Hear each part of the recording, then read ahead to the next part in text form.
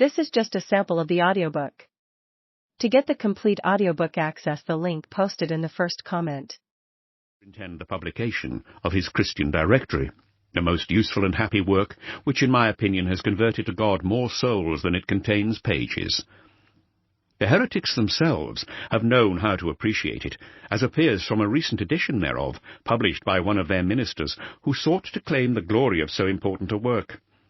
To farther persons, then, did I communicate my vocation and my desire of joining the society.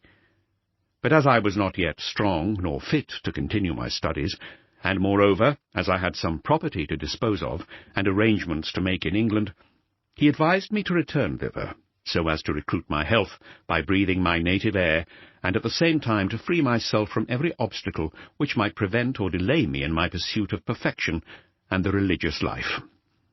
I accordingly went home, and after settling my affairs, set out on my return in about a year.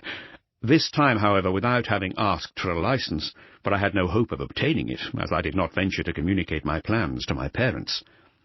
I embarked then with some other Catholics, and after having been kept 5 days at sea by contrary winds, we were forced to put in at the port of Dover. On arriving thither, we were all seized by the custom-house officers and forwarded to London, in custody. My companions were imprisoned on a warrant of the Queen's Privy Council. For my own part, though I declared myself a Catholic and refused to attend their worship, I escaped imprisonment at that time, as there were some of the council that were friendly to my family, and had procured me the license to travel abroad on the former occasion. They entertained, it would seem, some hopes of perverting me in course of time, so I was sent to my maternal uncle's, a Protestant, to be kept in his custody, and, if possible, to be perverted. He, after 3 months, sought to obtain my full liberty both by bribes and begging, but being asked whether I had gone to church, as they call it, he was obliged to acknowledge that he could never bring me to do so. Thereupon the council sent me with a letter to the pseudo-bishop of London, who, having read it, asked whether I would allow him to confer with me on religious matters. I replied that as I doubted of nothing, I had rather decline.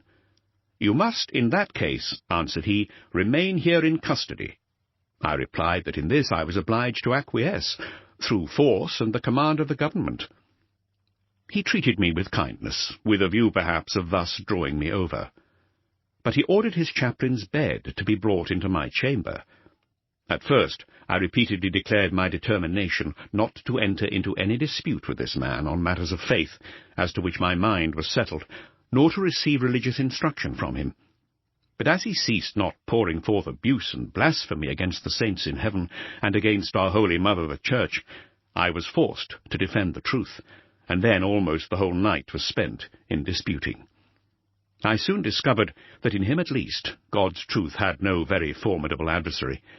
After 2 days, as they saw my case was hopeless, they sent me back to the council with letters of recommendation, forsooth, for the so-called bishop told me that he had greatly striven in my favour, and that he had great hopes of my being set at large.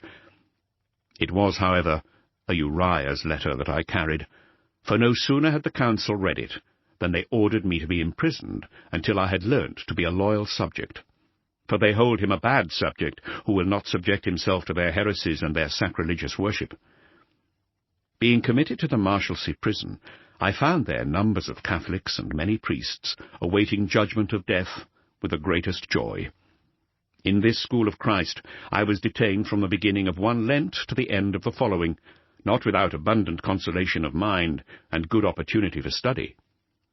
We were twice during this interval dragged before the courts, not to be tried for our lives, but to be fined according to the law against recusants. I was condemned to pay 2,000 florins, £200. Once on my return from the court, which was in the country, some 6 miles out of London, I got leave to go and visit some friends, having pledged my word to return to the Marshalsea that night. I went then to visit a prisoner detained in that horrible dungeon called Bridewell, as I had heard that he was sick. His story deserves notice. He had formerly lived in Father Campion's service, and on account of some words he had let fall in praise of Father Campion, he was arrested and detained a long time in the Marshalsea. On my arrival there, I saw him laden with heavy fetters on his legs, besides which he wore a very rough hair-shirt. He was most lowly and meek, and full of charity. I happened one day to see a turnkey strike him repeatedly without the servant of God.